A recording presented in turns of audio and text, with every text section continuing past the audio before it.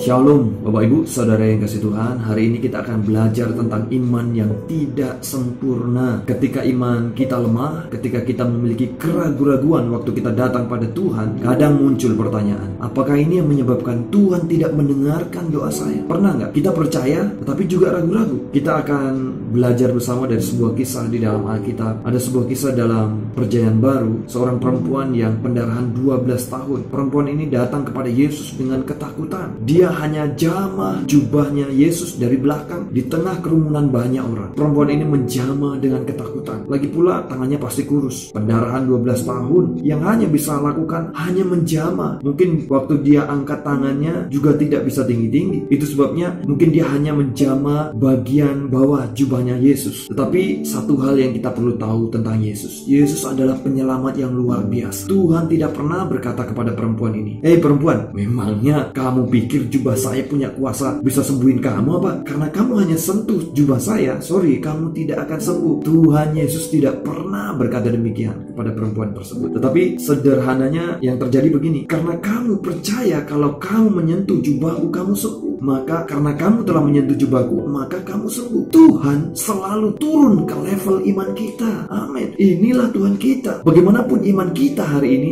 terjadilah pada kita sesuai dengan iman kita. Amin. Saya pernah sampaikan mengenai kisah seorang perwira Kapernaum yang meminta Yesus untuk mengatakan sepatah kata saja kepada hambanya yang sakit di rumah, maka hambanya akan sembuh. Alkitab menjelaskan bahwa hambanya akhirnya sembuh tanpa Yesus tumpang tangan. Selanjutnya di kisah lain ada seorang kepala rumah ibadah meminta Yesus datang ke rumahnya agar menumpangkan tangan atas anaknya yang sakit, dan Yesus menumpangkan tangan dan anak itu pun sembuh. Di sini ada dua orang yang berbeda dengan cara beriman yang berbeda. Perwira Kapernaum meminta Yesus hanya memperkatakan sepatah kata saja tanpa tumpang tangan. Satunya seorang pribadi kepala rumah ibadat harus Yesus menumpangkan tangan atas anaknya sehingga anaknya sembuh. Sama-sama terjadi kesembuhan. Di sini ada dua orang yang berbeda dengan cara beriman yang berbeda. Terjadilah pada kita sesuai dengan iman kita. Jangan biarkan orang berkata pada kita, kalau kamu ragu-ragu datang pada Tuhan, kamu tidak akan sembuh, kamu tidak akan berhasil, kamu tidak akan diberkati Tuhan,